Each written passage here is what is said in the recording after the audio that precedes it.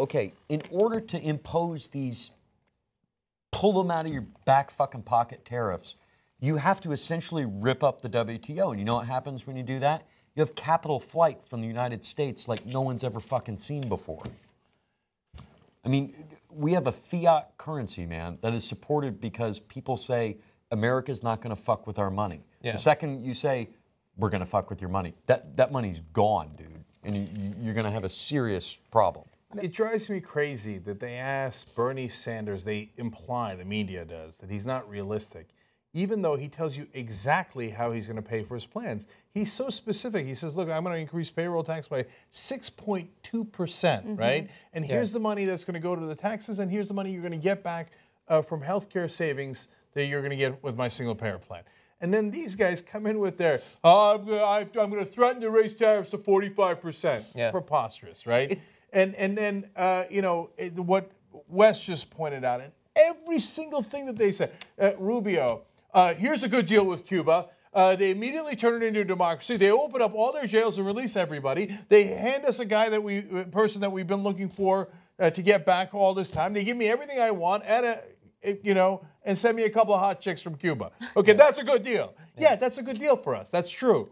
How are we going to get that deal in a negotiation? I mean, it's preposterous. They're children. But he doesn't even have to say what that good deal would be. He could just keep saying good deal. And it's amazing that with Bernie Sanders. That's Trump. Yeah, exactly. That's what I'm saying.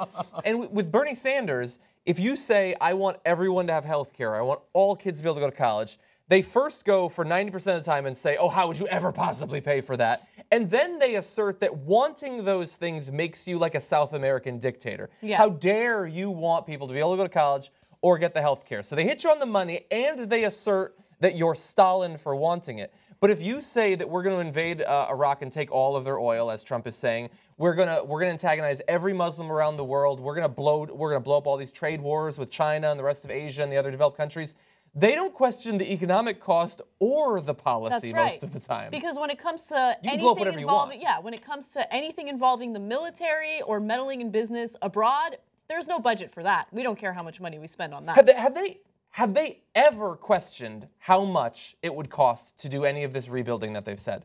In all of these debates combined, when they keep saying it's falling apart, it's been allowed to be destroyed, even though we're spending more on the military than we were under Bush, and they say we're going to rebuild it, we're going to make it stronger, I don't know if I've ever heard a moderator ask how much that would cost or how we'd pay for it. That's a great point. I've covered every debate, almost every debate.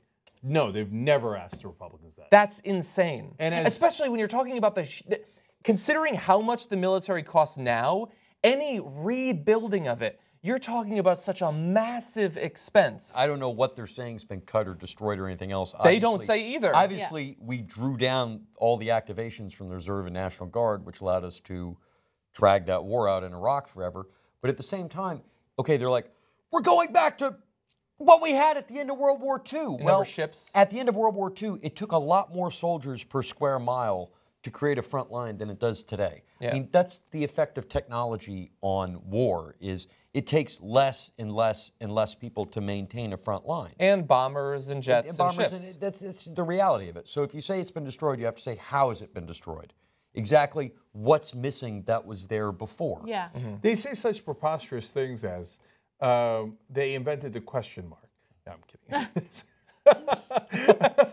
So Austin Powers quote. No, they say such preposterous things as, our Navy is smaller than it was during World War I. You really think our Navy is not as capable as it was during World War I? Right. Come on, that's such a stupid thing. The reason why they say things like that, it's not stupid, okay? There's a reason why they do it. It's because they've been so good at fear-mongering and leading to all this paranoia in the U.S. that's exactly what these people want to hear. They want to hear, like, yeah, we need a bigger military. Oh, my God, I'm so scared. That'll fix it. Yeah, they're pussies. That's what they will literally they need a larger cock. That's what they, you know, it's with the guns and then it's with the military.